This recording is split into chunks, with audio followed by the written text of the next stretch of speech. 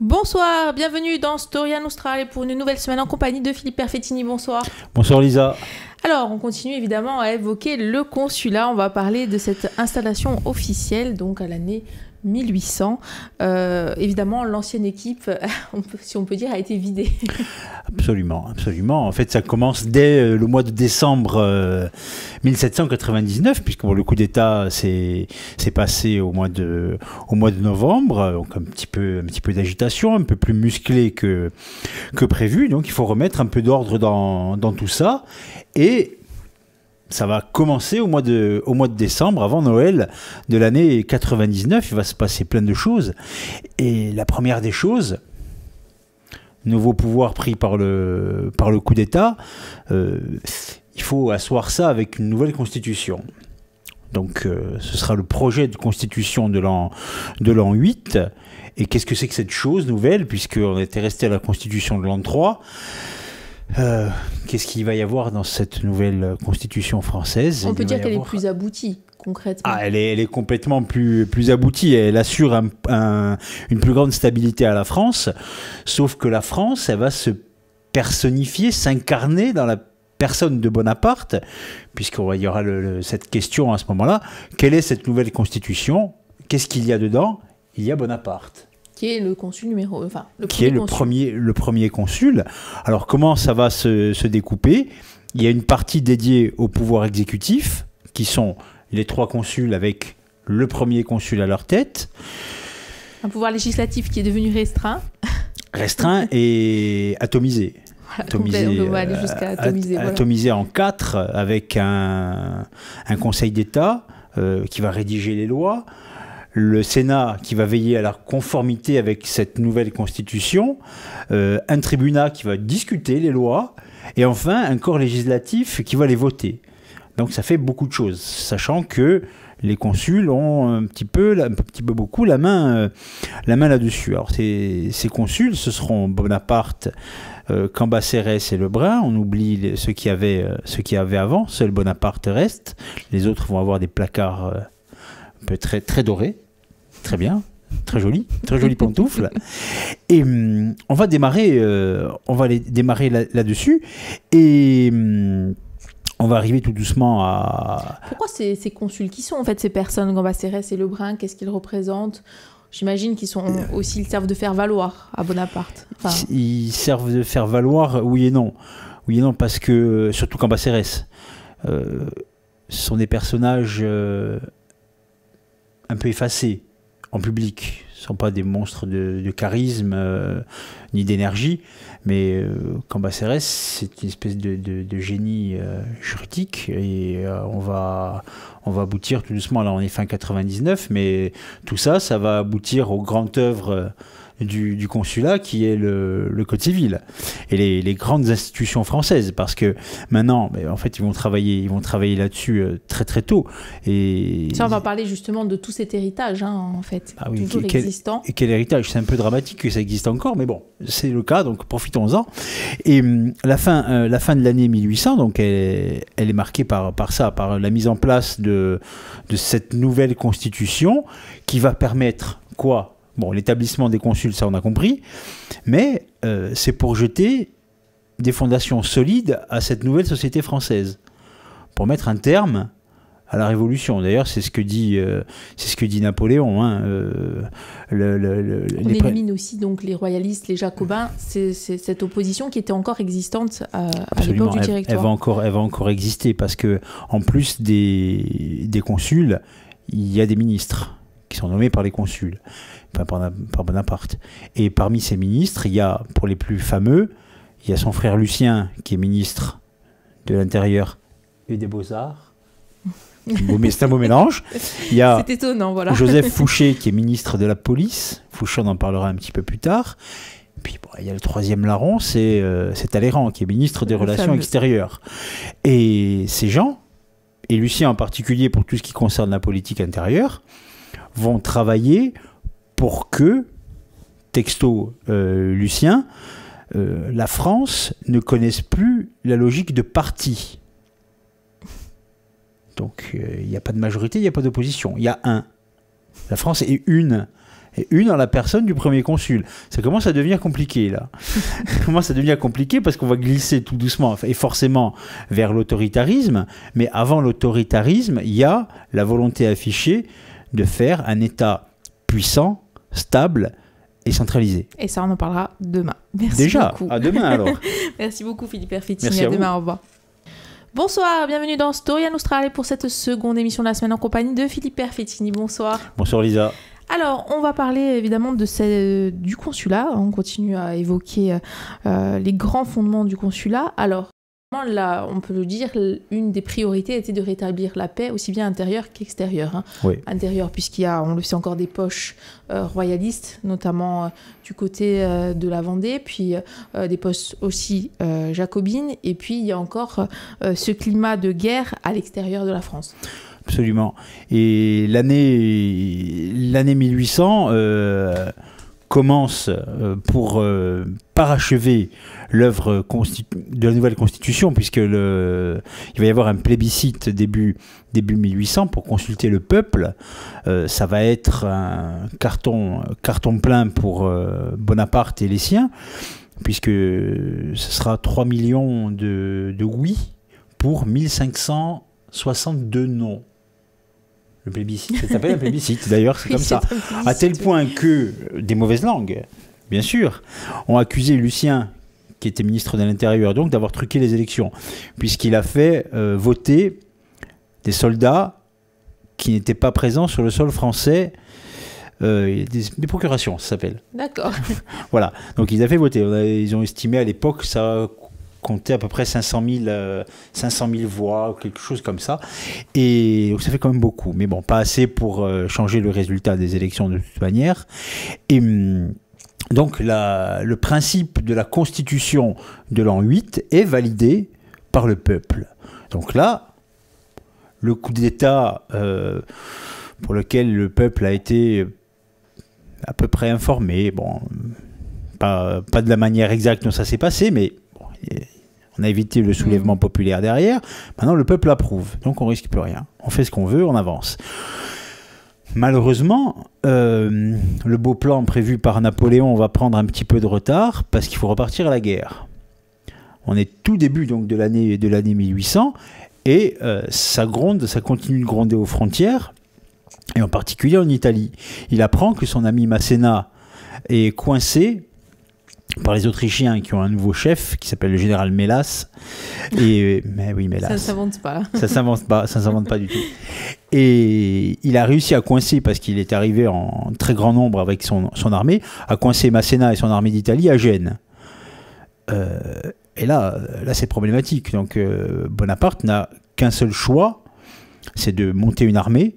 Il réunit 55 000 hommes et de partir vite. Alors, il faut aller tout droit, et pour aller tout droit, il faut passer par les Alpes. Et ça va être l'épisode du passage du col du Saint-Bernard. On est à 2500 mètres, je crois, quelque chose comme ça. Mmh. Et avec 55 000 hommes, avec des pièces d'artillerie, et on y va. On trace pour descendre sur la plaine du Pô et essayer de sauver Masséna. Et donc, le passage du Saint-Bernard prend 15 jours. C'est encore glacé. Il y a ils perdent les pièces d'artillerie. Les soldats sont blessés parce qu'ils ont un mauvais équipement. Les gerçures, les souliers sont coupés par la glace. Enfin, c'est acrobatique comme escalade. C'est pas le tableau de Jacques-Louis David qui est resté dans toutes les mémoires là avec Bonaparte sur son cheval fougueux. C'est pas du tout ça. Ils sont secourus par des moines au sommet, au col du Saint-Bernard, qui leur donnent à boire et à manger. Puis après, enfin ils peuvent descendre vers la plaine du Pô. Et donc, ils sont partis mi-mai du pied du Saint-Bernard et ils arrivent 3 semaines plus tard de l'autre côté. De l'autre côté, ils arrivent à Milan. Bonaparte est accueilli comme un héros, mais il faut qu'il se dépêche. Il faut qu'il se dépêche parce qu'il a des mauvaises nouvelles de Paris. Il apprend qu'on complote déjà contre lui. Et il a des mauvaises nouvelles de Gênes parce que les soldats de Masséna sont en train de crever de famine. Alors, allez, on continue. Et ça se passe bien, puisque en chemin, il y a la bataille de Montebello qui est une formalité. Et puis arrive le gros problème, la surprise, les Autrichiens qui prennent les Français par surprise à la bataille de Marengo. On est le 14 juin 1800. Oh, et là, jamais Bonaparte n'a été confronté à une situation pareille. Lui qui a l'habitude de prendre les autres de vitesse, là il se fait avoir. Il se fait avoir par Mélas et ses amis. Et catastrophe, l'armée française recule. Chose inédite. Ils s'éparpillent tous et ils vont se planquer dans les villages autour de Marengo. Bonaparte et son état-major se cachent au village qui s'appelle San Giuliano. Et la journée passe. Les Autrichiens ont attaqué à 9h du matin. Il est 17h, c'est-à-dire toute la journée. Les Français sont éparpillés et planqués. Et là, Mélas commet une grossière erreur puisqu'il pense qu'il a gagné la bataille. Et donc il ralentit la charge. Il envoie un coursier à Vienne en disant « j'ai gagné, j'ai battu le premier consul ». Donc lui se retire. Et il laisse un de ses généraux, le général Zach, Z-A-C-H, pour poursuivre la manœuvre et aller terminer l'armée consulaire. Erreur fatale, puisqu'au même moment, en fin d'après-midi, donc, Bonaparte reçoit le secours inattendu du général de Saix, qui arrive avec 6000 hommes. Et là, Bonaparte l'apprend, il dit à ses soldats, on a assez reculé, maintenant on avance. Alors lui, il avance, de manière inattendue. De Saix arrive par le côté, bon, il se fait abattre au passage, c'est pas grave. Et le général Kellermann prend le relais, et là, ils prennent en étau l'armée autrichienne, et bon, c'est un massacre, hein. C'est une bataille qui a duré de 9h du matin à 22h. Donc on en a pour 13 heures. 13 heures de bagarre, et les Français gagnent limite, hein. Limite parce que c'est beaucoup de pertes humaines de tous les côtés, mais c'est la victoire qui permet de sauver Masséna, sauver l'armée d'Italie et de sauver les conquêtes françaises en Italie du Nord. Et ça, on poursuivra évidemment demain. Avec plaisir. Merci, au revoir. Bonjour, bienvenue dans Surian Austral. Nous sommes mercredi, nous sommes toujours en compagnie de Philippe Perfettini. Bonjour. Bonjour Lisa. Alors, évidemment, on s'était arrêté à cette fameuse bataille de Marengo, cette bataille qui permet finalement de consolider la place de la France en Italie et aussi finalement de pouvoir entamer l'œuvre de rétablissement de la paix qu'a entrepris Bonaparte en tant que premier consul. Absolument. C'est une victoire sur le fil, Marengo. Donc, le soir du 14 juin, on mange du poulet, parce que c'est resté dans les annales de la cuisine, hein, le poulet Marengo. Et c'est la première victoire de Bonaparte comme chef d'État, pas comme chef d'armée, chef d'État. Donc il assied sa position de stratège, bon ça on le savait déjà depuis longtemps. Et en plus, bon, là, il repousse pour la énième fois les Autrichiens et il s'impose comme un souverain dominant. Donc, le problème, c'est qu'il doit rentrer dardard à Paris parce que, figurez-vous qu'il a appris qu'il était mort. À Paris, on a spéculé sur sa mort, on a dit Bonaparte est mort à Marengo. Bah, alors, il faut remonter très très vite. Et là, on arrive au second semestre de l'année 1800, qui va se diviser, qui peut se diviser en deux phases. La première, ça va être de la diplomatie, on en parlera un petit peu plus tard, et surtout, ça va être la mise en place d'une politique visant à réduire à néant toutes les idées de complot. Et le premier complot arrive dès le retour de Bonaparte à Paris, puisqu'il reçoit un courrier du comte de Provence.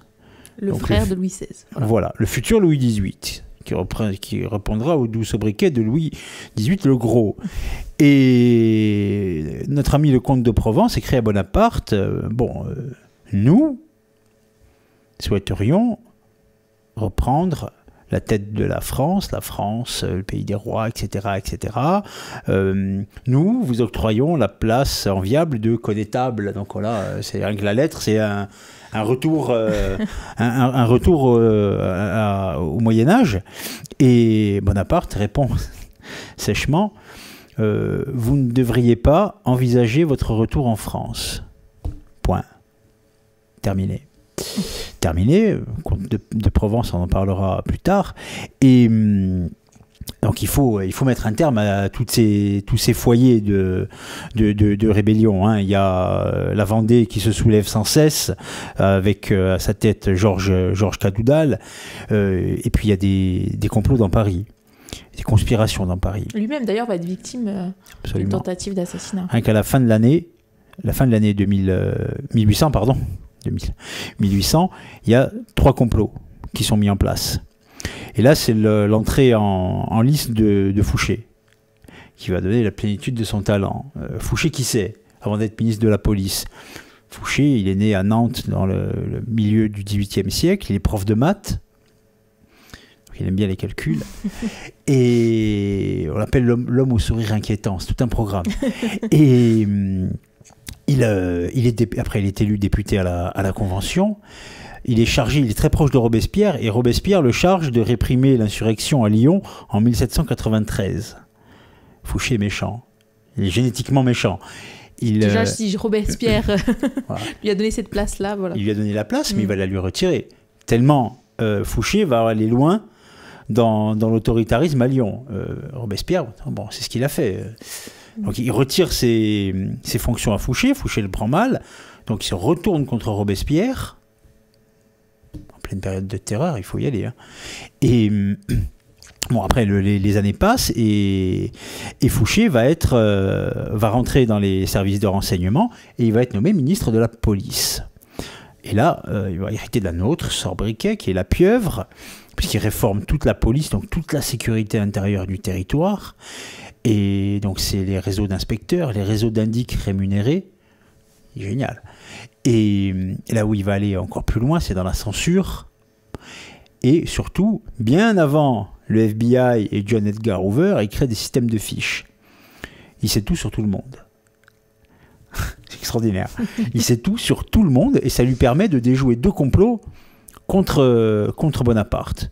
Un complot fomenté entre autres par un Corse, Barthélemy Arena, qui avait projeté de poignarder le premier consul, et un autre attentat monté par un certain chevalier. Mais ça échoue. Mais, à la fin de l'année, le 24 décembre de l'année 1800, il y en a un qui va réussir, c'est l'attentat de la rue Saint-Nicaise. Napoléon est chez lui aux Tuileries, se repose, et puis Joséphine le tanne pour aller à l'opéra voir une pièce d'Haydn qui s'appelle La Création.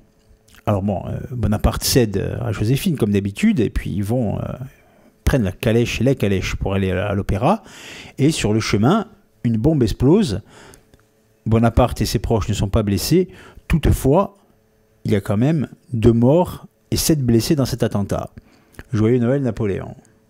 Et l'année 1800 se finit comme ça, avec, au préalable, puisque ça s'est passé en septembre, un fait diplomatique de haute importance. Et ça, on en parlera demain. Avec plaisir. Merci.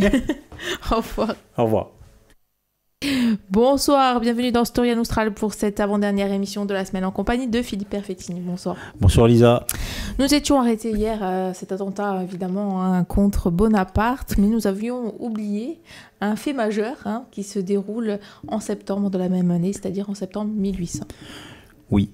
Le début du 19e siècle va être marqué curieusement par plusieurs relations entre la France et les États-Unis. D'abord, décembre 1799, c'est la mort de George Washington.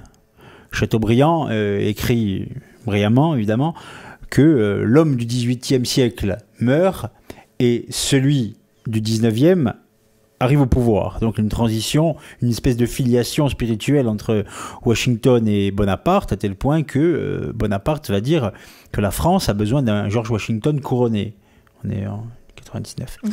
Et bon, l'idée fait son chemin, et en 1800, septembre 1800, c'est le frère aîné de Napoléon, Joseph, qui est diplomate, qui était 10 ans avant, il était adjoint au maire d'Ajaccio. Et là, il va négocier avec le président Thomas Jefferson la cession de la Louisiane aux États-Unis. donc l'ancien adjoint au maire, qui parle au président des États-Unis. C'est toujours amusant comme trajectoire. C'est une grande réussite, voilà. Ah oui, là, il n'y a rien à dire. Il y a rien à dire. Et la Louisiane, à l'époque, c'est 2 millions de kilomètres carrés, alors que la France n'en compte que 640 000. Et ça va permettre, en fait, cet acte diplomatique, au-delà de renforcer les liens entre la France et les États-Unis, ça va permettre la conquête de l'Ouest. Puisqu'à l'époque, la Louisiane, ça part de la Louisiane actuelle et ça monte jusqu'au Canada. C'est à peu près le tiers du territoire américain. Et donc ça va permettre la pousser vers l'Ouest. Et après, bon, l'implication des Français là-dedans, en particulier du futur cardinal Fesch, ça on parlera plus tard éventuellement. Et l'année 1800 est donc marquée, en plus de la deuxième campagne d'Italie et le temps des conspirations, par de grandes actions diplomatiques qui vont continuer en 1801. Parce qu'en 1801, on va encore parler de Joseph qui se révèle être un excellent diplomate, puisque c'est lui qui va, en début d'année 1801, négocier avec les Autrichiens, qui ont encore pris une rouste sur le Rhin contre l'armée commandée par le général Moreau. Donc ça va être le traité de Lunéville. Le traité de Lunéville, donc, qui met enfin un terme aux relations hostiles entre la France et l'Autriche. Parce que ça dure depuis un petit moment déjà. Il y a en plus, dans la foulée, donc la paix armée, les débuts des négociations de paix avec l'Angleterre. L'Angleterre, c'est une espèce d'ennemi sournois. On ne s'affronte pas directement, mais on s'affronte quand même. Dormant, voilà. Les Anglais payent les autres. Enfin bon, c'est tout un jeu d'échecs depuis le royaume anglo-corse. Hein. Et on commence à discuter d'actions de paix sur un coup de bluff, puisque Bonaparte va concentrer une grande partie de ses forces sur les côtes françaises, et pour faire croire à une invasion de l'Angleterre. Donc hop, on va commencer à discuter à ce moment-là. Et il avait débuté l'année en fanfare d'ailleurs, puisque il a voulu punir ceux qui ont attenté à sa vie. Donc montrer l'exemple. Hein. Il avait dit la vengeance doit être éclatante. Donc ça a été exécution et déportation. Hein. Il n'a pas fait dans le détail. Et cette année va être basée sur la résolution des conflits. Donc les conflits internes au pays, les conflits externes, et puis le conflit avec l'Église. Il y a, si on peut dire, dans les relations entre l'Église et Bonaparte, en tout cas, on est en train de revenir sur les fondamentaux de la Révolution. Oui, c'est ça. Parce que, voilà, la Révolution française et les révolutionnaires n'ont pas été tendres avec la religion. J'estimais que ça faisait partie des privilèges à abattre. Toutefois, Bonaparte a une grande carte à jouer en rétablissant les relations avec le Vatican. Pourquoi ? Pas pour des raisons de foi, parce que bon, lui, ça lui passe un peu au-dessus de la tête. On va dire jusqu'à présent qu'il s'était fortement non plus soucié du sort du pape aussi. Non, c'est pas son problème. Pas vraiment. Là, ça le devient. Ça le devient pour des raisons politiques et diplomatiques. Il veut la réconciliation avec l'Église parce que ça permettrait à la France d'avoir une influence au Vatican et de contrecarrer ainsi l'omniprésence des Autrichiens là-bas, donc faire une opposition, ce qui serait très bien. Et après, ça lui permettrait de rallier à sa cause tous les Français qui sont fortement imprégnés de culture catholique, et en général, ça signifie des gens avec des sympathies encore royalistes. Donc il ferait d'une pierre deux coups.